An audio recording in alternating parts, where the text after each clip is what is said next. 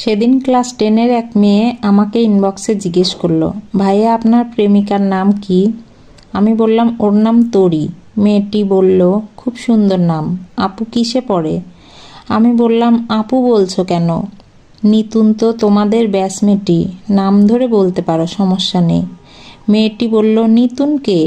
আচ্ছা যাই হোক, আপনি আপুকে খুব ভালোবাসেন তাই না? আমি বললাম, হ্যাঁ, আমি স্বর্ণাকে অনেক ভালোবাসি, ওর জন্য আমি সব কিছু করতে পারি। মেয়েটা বলল, ভাইয়া আপনার কথা বুঝলাম না। আমি বললাম, না বোঝাই স্বাভাবিক, আমার কথা কেউই ভালো মতো বুঝতে পারে না।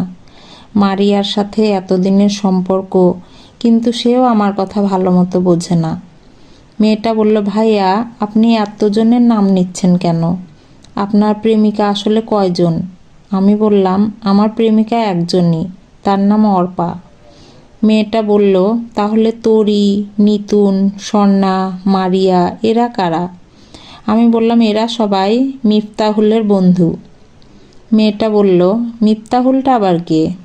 আমি বললাম, আমার প্রেমিকা।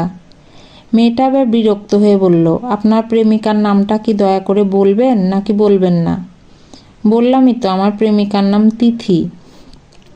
আচ্ছা ভাই, বুঝছি সব, আপনাকে জিজ্ঞেস করাই আমার ভুল হয়েছে, আর জীবনেও করব না। আমি বললাম, এই কথা ফারিয়াও অনেকবার বলেছে যে আমাকে আর কোনোদিন কিছু জিজ্ঞেস করবে না, কিন্তু কথা রাখতে পারেনি। মেয়েটা বলল, আমি রাখবো, কারণ আমি মৌটুসী না। আমি জিজ্ঞেস করলাম, তাহলে তুমি কে? মেয়েটা বলল, আমি ফারিয়া। ফেসবুক থেকে সংগৃহীত, কণ্ঠে লাবণী সাহা।